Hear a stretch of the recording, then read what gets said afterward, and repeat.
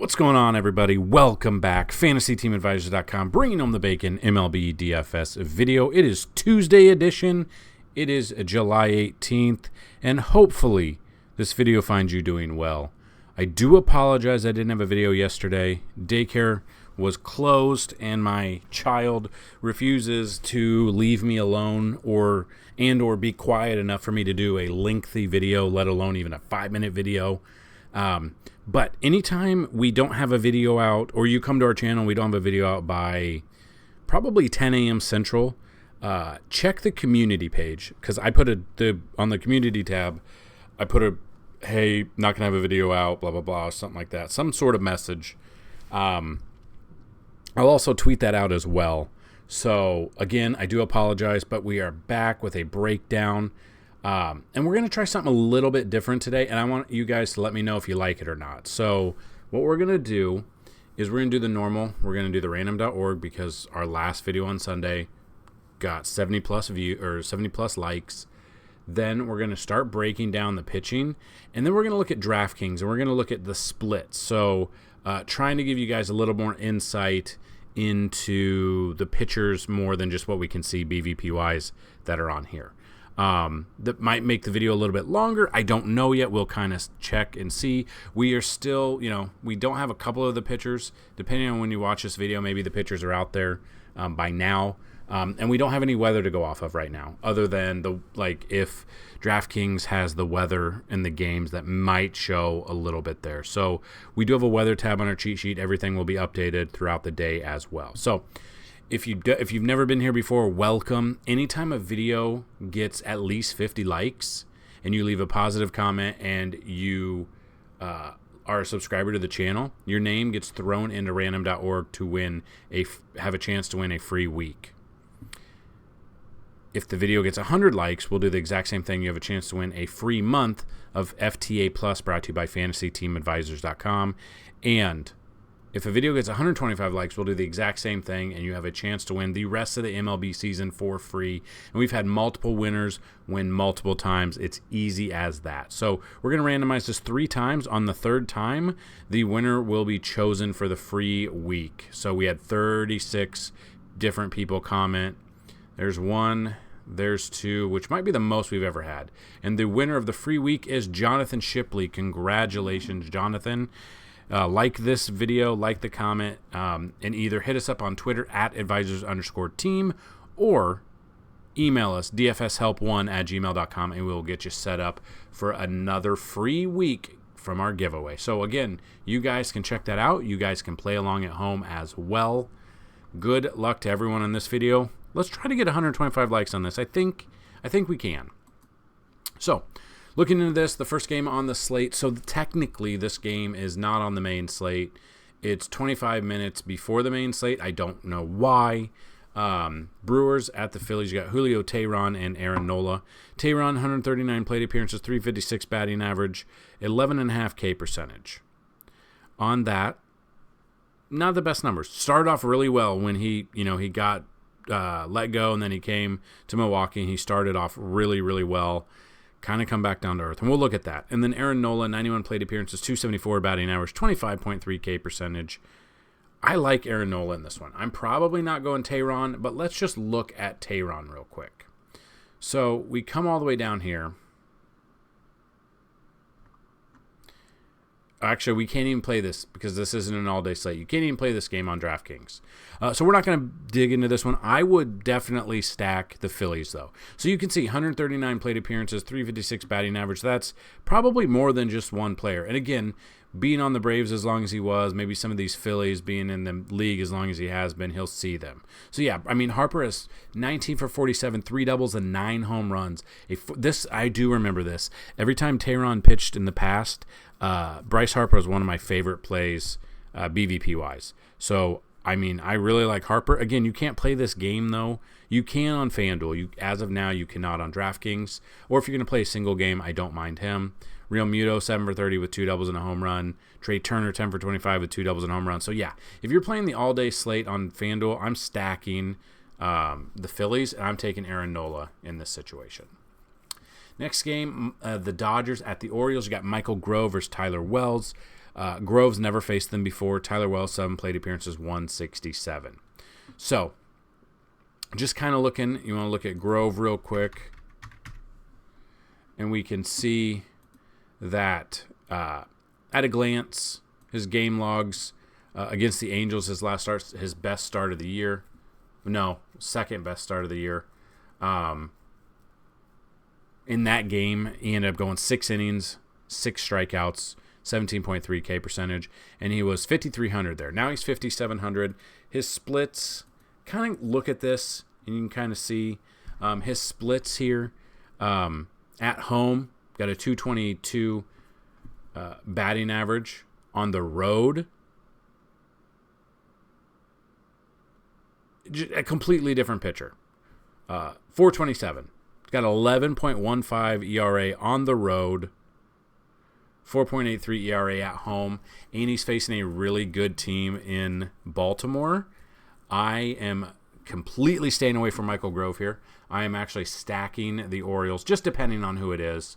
You can kind of see there is some weather concerns here, so we're going to be messing with some weather, so this is definitely something to kind of monitor in the situation. But if I'm digging into this, yeah, I'm looking at the Orioles bat. So depending on who it is, Anthony Santander, we could be looking at. We could be looking at Adley Rutschman, obviously. Any of the lefties for Baltimore, kind of look who it is, see the lineup that comes out, and then kind of make your decisions that way. So I won't have any exposure to Tyler Wells. I won't have any exposure to Grove. I think this could be a very high-scoring game as long as the weather holds off, and I'll be having definitely be looking at just runs in this game other than the pitching here. Then you got the Guardians at the Pirates. You got Logan Allen versus Mitch Keller. Allen is taking the spot from Shane Bieber, who's now out for an extended period of time. Just got called back up. He did get sent down. Mitch Keller, 10 plate appearances, 333, hasn't really seen it. So I do like Mitch Keller because Cleveland, outside of a few games, they don't really scare a ton of people. But we can look at this. So let's kind of take a gander here, and we'll look. Mitch Keller is the second highest priced pitcher on DraftKings anyway. So you're looking at him against Cleveland. Again, hasn't seen very many of them. Not bad. He's coming off a good game here, and then not so good game, but against the Dodgers. That's expected. A really good game against San Diego. A decent game against Miami. So let's look at his splits. His home games. Got a 1.94 ERA at home, 2.63 ERA, or 1.94 batting average, 2.63 ERA. Does have one complete game. 15 earned runs. On the road, 28 earned runs there. And 65.2 innings pitched. So he is pitching at home. He's got a great matchup against Cleveland, who they don't really scare a ton of people. They do like to strike out. Outside of, Jose Ramirez, not a ton really scare me out of there. So I don't mind Mitch Keller. I don't know if I'll have a ton of exposure to him. Today's a really weird day because there's not a ton of amazing pitching. There's a couple of pitchers that we like, and then some are, priced a little higher than I would like. But we'll take what we can get here. So you've got Mitch Keller there. I don't mind him against Cleveland. And then we've got Logan Allen who got called back up. Now, his numbers aren't the best. 3-2 record, 3.47 ERA looks good. Okay. The problem is he wasn't going deep into games since June 9th. So he had 3 straight starts where he went 4 or less innings. Didn't have any earned runs. Did have the strikeouts, but it's the fact that he wasn't going deep into games until he got sent down. 4.76 ERA, 1.68 whip, and 20 strikeouts and 22.2 innings over his last 5 MLB starts. Then he got sent down. That's kind of, I don't know what we're going to get out of him. He's got a good matchup against Pittsburgh, so I kind of think Mitch Keller's more of your cash pitcher. I think Logan Allen is more of your tournament pitcher, but we've got to get more innings out of him. So if we can't get more innings out of him, that's going to be the problem. So we've got to get at least, his last start came against Kansas City, which was a fantastic start. We started him in DFS. He only went 3.2 innings. Didn't give up any earned runs. Had 5 strikeouts. But the problem was he didn't go deep in the game. So if he can go deeper in the game, he has a good matchup here. So that's kind of what I'm looking at. Probably not looking at much offense in this game. Looking at Logan Allen for tournaments and Mitch Keller for cash. Then you got the Padres at the Blue Jays. You got Joe Musgrove versus Alek Manoah. Musgrove, 46 plate appearances, 268 batting average, 21.7 K percentage. Then Manoah. This is one that I don't know what to do in this game. Manoah, 39 plate appearances, 125 batting average against him, 25.6 K percentage there. 197 WOBA. These are good numbers. These are fantastic numbers. What Manoah are we going to get is the problem. So just let's look at Joe Musgrove. He's the fourth highest priced pitcher going up against a really good Toronto team. A lot of guys can hit. So just looking at Musgrove, his couple of starts, been really good. Against the Mets and the Angels, so not the best competition. Did okay against Pittsburgh, but did give up 2 earned runs in that, had 6 strikeouts. So, I mean, he's getting the strikeouts there. It just depends if Toronto is going to give him any trouble or not. So then we break it down, we look at his splits. So his home games versus his away games. His away games, which he's going to be pitching in Toronto, 279 batting average, 310 ERA. So, I mean, they're really close. The splits are very, very close. His fantasy points per games are pretty on par. The problem is at home he's pitched 50 innings. Away he's only pitched 29, and the numbers are pretty close. So that's a little concerning. He doesn't do as good as on the road, except, everything's down because he hasn't pitched nearly the same amount of innings. So if you average it out, he's probably pitching a little bit about the same. But again, it's against Toronto. They can hit at any time. The bats that I love there, obviously Vlad, Bo. You got George Springer. Just depending who's in that lineup, kind of can scare me. And he's so high priced. He's $9,600. It's very up in the air right now. And weather's not going to be a concern here. Obviously, they have a retractable roof if they need, so weather won't be a concern. This is the one where I don't know what to think. Alek Manoah, we know his story. Cy Young candidate last year, All-Star game. This year, absolutely shit the bed pretty much all year, except his last game. So he got called down, or he got sent down, then went to the Florida complex or whatever the hell that league is, got lit up. Came back, and we used him last week. I said last week, Manoah, if he's going to have a good start, they've got it. They had to call him up against Detroit.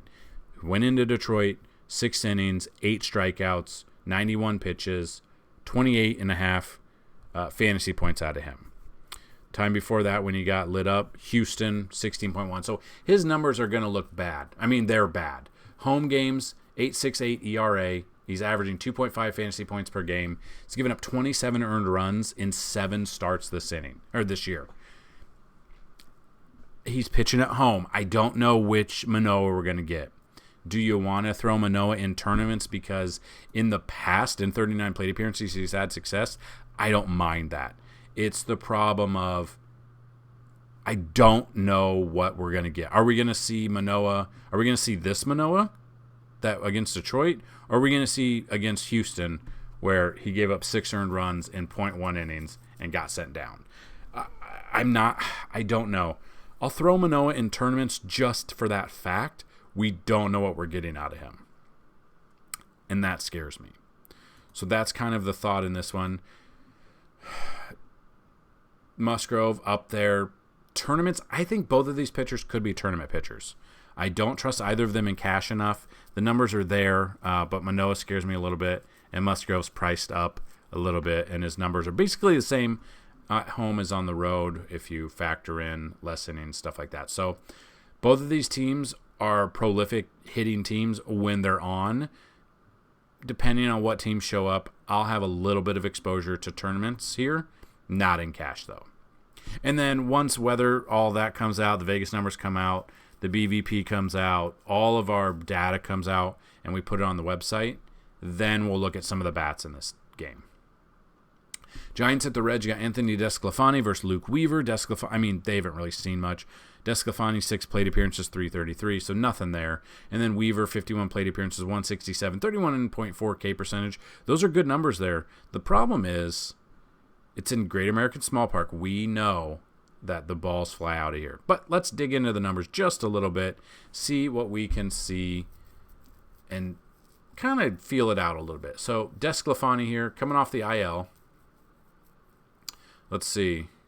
So this is my problem. DeSclafani, they needed a fifth starter. He's coming off the IL where he had shoulder fatigue. Not good. He did complete one rehab start last Thursday, and now he's back. This is what scares me. I think I'm all in on stacking Cincinnati because your shoulder fatigue doesn't just work itself out in 10 days, 15 days, whatever it is. Looking at his splits on the road, he's got a 4.17 ERA, at home 4.61. I mean, he's been better on the road, but he's pitched 20 less innings on the road. So obviously those numbers are going to be a little bit better. Now coming off the AL, I don't trust him enough. Specifically against this team, I'm pretty much all in on stacking the Reds. I'm looking at Joey Votto, I'm looking at Ellie De La Cruz, Jonathan India, pretty much up and down that list. McLean, it really doesn't matter to me. I won't have any exposure. I don't think I'll have any exposure to either pitchers. I think I'll be looking at bats in this one. I think I'd rather be looking at the Reds bats as a stack and maybe a couple of one-offs for San Francisco if they're priced right on the website. So that's my thought in this game. Not going to trust either pitcher. Definitely not going to trust DeSclafani coming off the IL with shoulder fatigue. And these are the kind of things where this is nice. Hopefully you guys enjoy this kind of breakdown, because if you just looked at this and you're like, oh, DeSclafani versus Weaver, they both got good numbers, let's go with that, and you don't actually kind of dig in a little bit more, you might be on the losing end of that stick. So hopefully we do help you out. And if we do, let us know. Would love to know if we help you out. Just give us some love. Just put that down here below if you guys have had success. And I'm almost done with the Discord. I have had people ask me multiple times. The Discord is almost there. I'm linking it to the website as well. So very excited for that. Next game on the slate here, the White Sox at the Mets. You got Lucas Giolito versus Carlos Carrasco. Giolito, 62 plate appearances, 218 batting average, 32.3 K percentage. Then we got Carrasco here, 69 plate appearances, 343 batting average, and a 23.2 K percentage. Now let's dig into, they've had success, but let's look at their past games here and see what we can, get out of here. So let's look at Giolito. On the road against the Mets, he's had success in the past. Trying to see if he's faced them at all this year. He has not. But we look at this. Look at his game logs. Not bad. Had a really good game he held his own against Toronto. Gave up 2 earned runs there. Against the Angels, gave up 4 earned runs, but had 9 strikeouts, so 26.2. Against Boston, at home, 1 earned run, 10 Ks there. So he is capable of double-digit games. Let's check his splits. 10 on the road, 9 games away. Or 10 at home, 9 away. He is considerably worse than at home. We can see that, obviously. At home, he's got a 2.44 ERA. On the road, 4.71 ERA. So it's the Mets, though. This is the problem. He's worse on the road, but the Mets they're just bad. It's unexplainable or inexplicable how bad they are with that roster they have. But the problem is, they spend so much money, but most of their money's in 2 pitchers that are 75 years old combined. I do like Giolito, though, here. I know his numbers on the road aren't the best, but the Mets are the Mets, guys. Coming in here is 9,300, so he is expensive, but a little bit cheaper if people go with Tyler Wells or Musgrove or Keller or Eovaldi. So that's kind of my thought in that one. And then if you want Carrasco, I just don't know if I would trust Carlos Carrasco enough. He's 6,200 for a reason. So we'll look at this.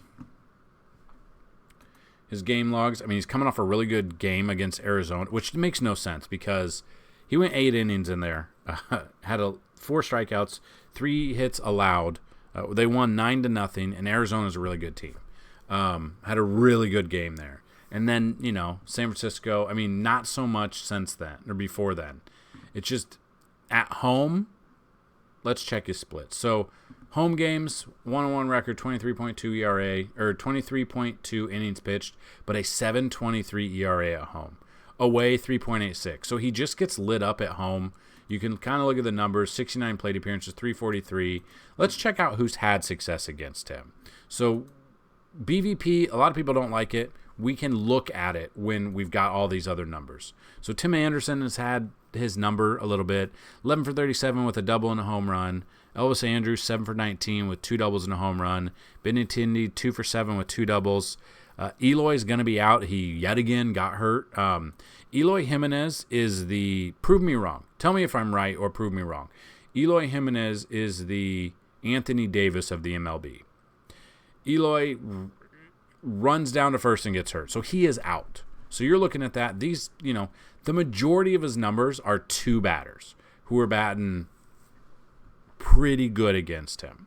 But both of them have struggled really this season. So kind of looking at that, I don't think I can trust Carrasco. Just the way he does that at home, he just gets lit up.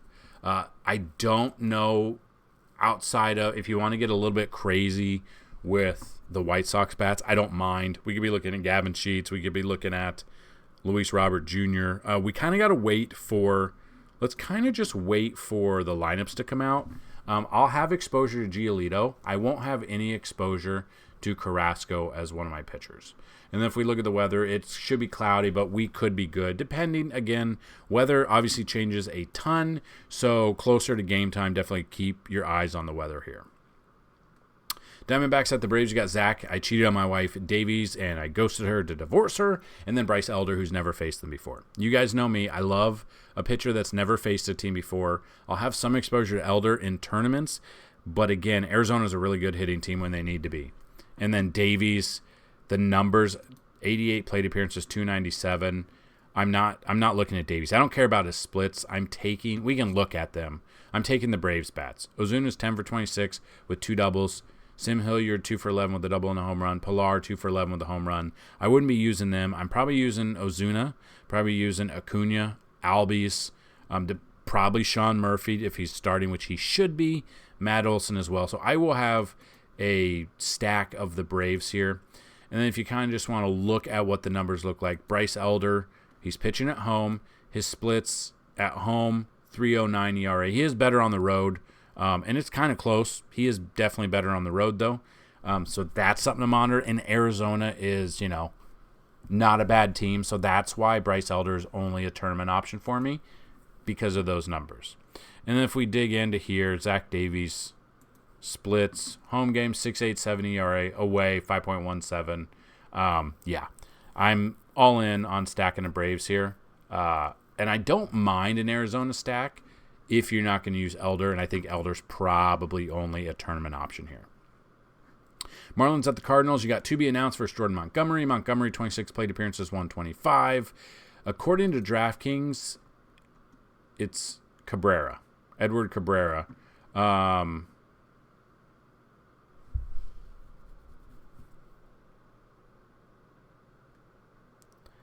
don't know. Cabrera posted on his personal that he rejoined the Marlins for their series in Baltimore this weekend, which suggests that he won't be reporting. Could be slot back. So it looks like he might be starting. Don't really know. This is something to monitor. Hasn't pitched since June 13th. Probably wouldn't use him. Only had one start, or, I don't know. A shoulder impingement, another thing. A shoulder thing. Who the hell knows what that actually means? So I don't mind Cardinals bats here, but they've been bad too. So kind of looking at that, I'm okay. Kind of wait to get some more news to double check to see what Cardinals bats we like. After all that comes through, we'll kind of look at that. Then you got Montgomery against the White Sox, 15.4. Against his old team, the Yankees, 28, 24.8, 26. He's been really good. It's crazy how good he's been. Splits at home, 3.61 ERA. On the road, 2.84. Basically the same numbers here. He is better on on the road than he is at home, but I'll have a little bit of exposure to him. The problem is he's been good. I want to see if he's faced Miami this year yet.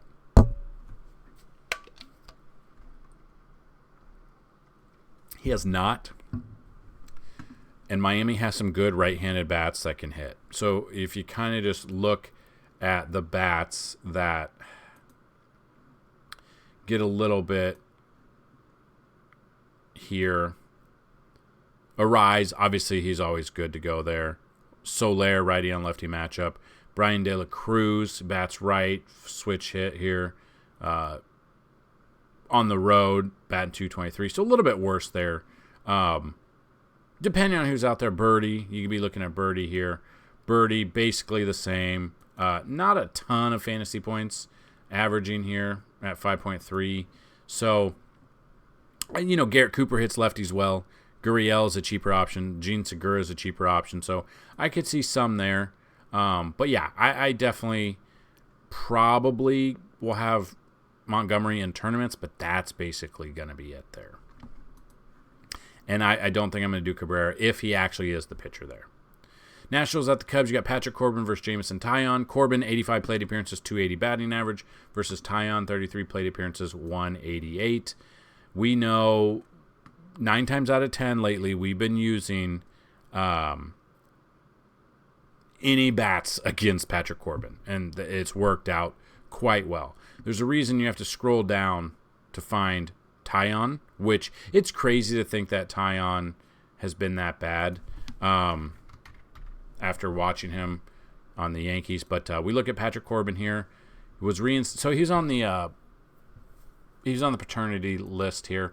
His splits, they're not good. Home games, 63 innings, 4.55. Away, 5.36. 11 home runs. And this is in Wrigley. So, again, I'm stacking against Patrick Corbin. The Cubs bats, I won't have any exposure to the pitchers here. I'll have the bats, for sure have the bats. Then when we look at those, what's the other side? Let's look at these numbers here and take a little gander at Taillon. Now, we know, he's coming off a really good game. Of course he came off a good game against the Yankees. Every pitcher this year has basically had a really good game against the Yankees. They're not playing well right now. 8 innings against them, no earned runs, had 4 strikeouts, 28.2. Then it's been up and down, up and down, up and down. Seeing if he did pitch against Washington back on May 4th, 7 fantasy points, 3 innings, 3 earned runs. Yeah, he didn't do much there. His splits, home, 7.41. He's worse at home. Again, it's a really good ballpark for runs as well. So all things point to stacking this game. We'll wait for the Vegas numbers, but I would not be surprised if the Vegas numbers are ridiculously high here. So I'm taking both sides of the ball, just depending. If we look at these numbers, what Cubs have had success against Patrick Corbin? Bellinger 6 for 17, 1 double. He's been pretty good lately. I don't mind him. He's got some decent numbers to be hitting there. He's got your outfield eligibility. I believe he's got first base eligibility as well. Ian Happ's 3 for 11 with a double and a home run. Mancini 4 for I wouldn't use Mancini probably. Horner, I don't mind Horner. Suzuki, I don't mind him either. That's kind of my thought in this one. And then Washington bats that have had success. Not a ton have had success against him, but again, his ERA is 7+ at home. Candelario, I would like to use him, but I believe he's hurt or not. Is he on the IL or no? Is he playing now? Apparently he started on Monday, which I thought he was going to go to the IL. So Candelario, as long as he came out of Monday's game healthy and didn't get hurt, I don't mind him. But there's not a ton. That's the thing. You got to find these bats.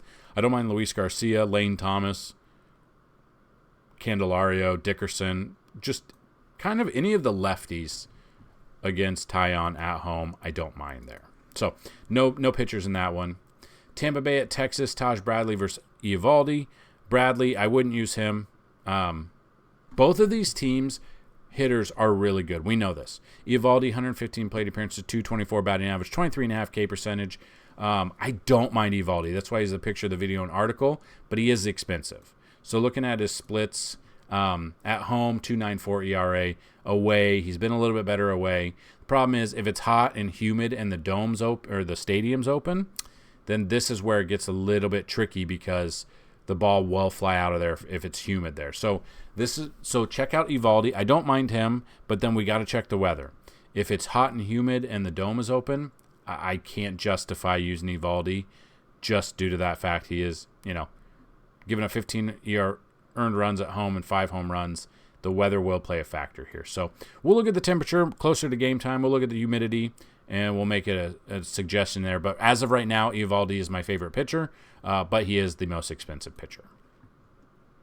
Tigers at the Royals, Tariq Skubal versus Daniel Lynch. It's the main thing. Skubal's had success in the past against him. Most teams have had success against Kansas City, at Kansas City. Looking at his splits, he's only pitched twice at home, no ERA in the 2 starts. His game logs, looking at this, two against Toronto, 16.6, respectable game there. Only went 4 innings. That's the problem. He's only going 4 innings. If he could go deeper into this, then I would feel a little bit better. So Skubal in tournaments, I don't mind.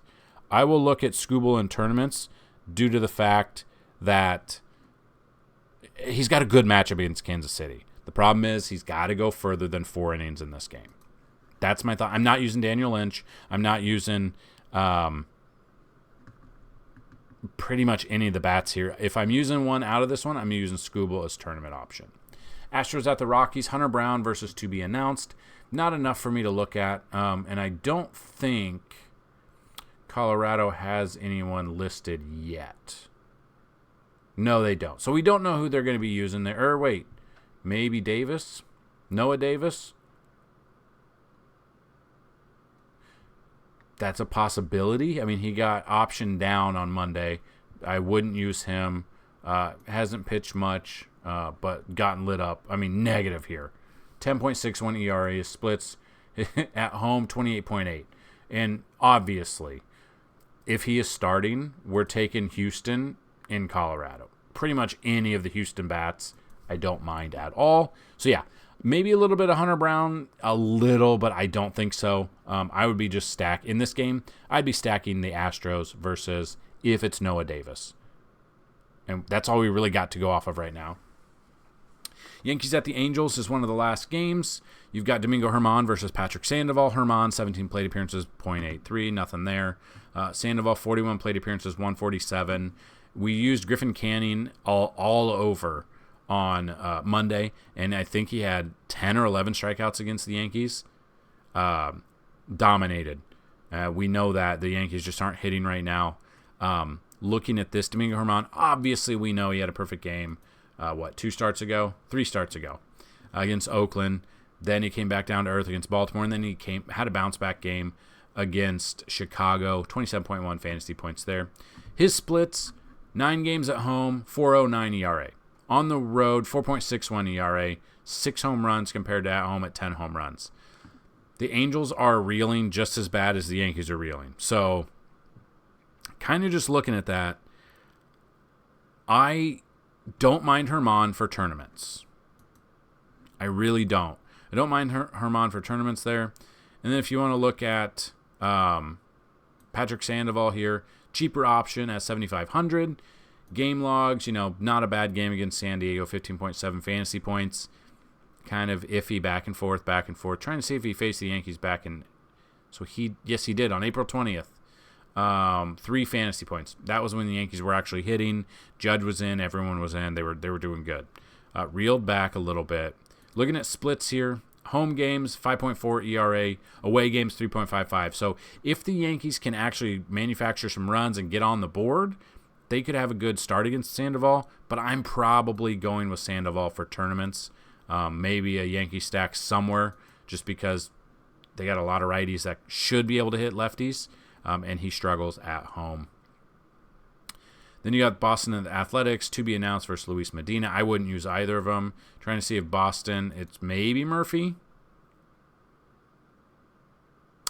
If he's in, it's probably an opener situation.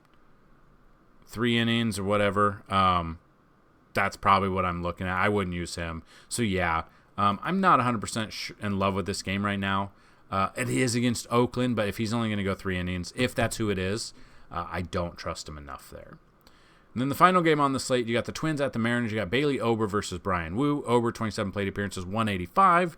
Brian Wu never faced him before. And we've used Brian Wu a lot lately. Looking at Wu at home, 2.53 ERA. On the road, 4.13. Done really well. We've used him. Actually, we've used him his last 3 we've used him a lot.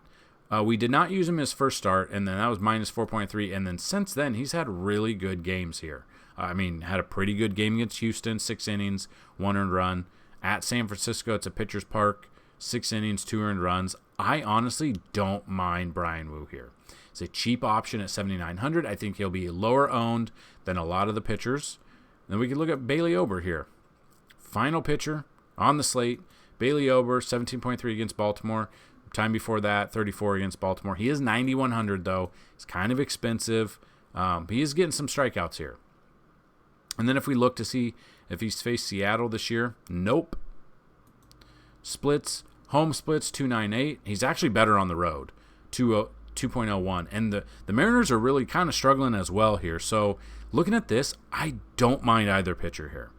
I think Ober's just so expensive. I think I'd rather want a little bit of Brian Wu here. But Ober, even his expensiveness, he's got a good matchup against the Mariners. So I don't mind either pitcher here. I think probably both are tournaments. And I think Brian Wu might be a little bit more of a cash option for me there. So there you go, guys, gals, everyone in between. If you liked the video, let me know. It is a little bit longer video, 36 minutes and change, maybe 37. If you like this format, let me know. We will try to continue this exact format if it helps you as much as possible. That's what we're here for. So if you guys need any more help, go check out FantasyTeamAdvisors.com. I actually will be linked. We did a betting video the other day, and it seems like you guys like that. So if you did, we might check out another video, be posted a little bit later on in the day, in the afternoon, and hit that bell notification so you guys know when we do post that. It was a sports betting video where we had some picks and some batting props and some pitching props as well. So tried to give you as much information as we possibly could. If you liked it, hit the like button, hit the subscribe button. You can also, we did make a change on the website. The article right here is listed down below in the description. Check that out if you want to see a little bit more of the batters that we like at each position. Trust me, you'll want to check that out. And then looking at this, we did change a little thing. So, all access pass, $24.99 a month. Good, grand, everyone's done that. The yearly pass. It's now a year pass instead of an NFL season pass. $199. If you use the promo code NFLVIP, you're going to get a year pass. Normally $25 a month, so $300 for the year. Right here for $99 using the promo code NFLVIP. Good luck to everyone. Let's bring home some bacon today. Peace!